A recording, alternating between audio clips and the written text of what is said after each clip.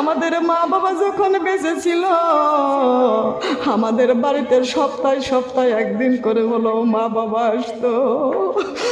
রাস্তার দিকে তাকিয়ে থেকে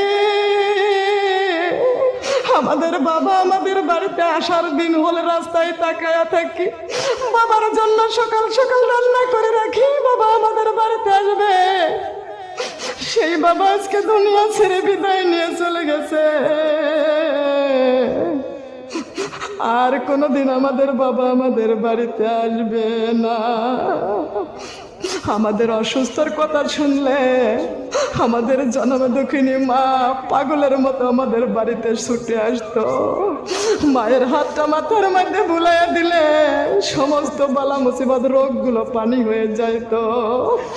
মাঝে আমার ঘুম পাড়াতো দোলনা ঠেলে ঠেলে, শীতল হতো প্রাণটা মায়ের হাতটা বুকে পেলে।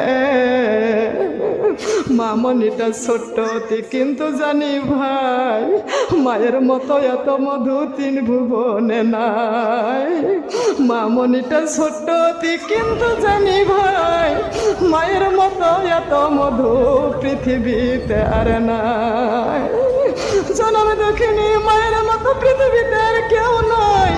মা দুঃখিনী সারা পৃথিবীর পীর পয়গম্বর একদিকে হাত বাড়াইবে, জনম দুঃখিনী মা যদি একদিকে হাত বাড়ায়,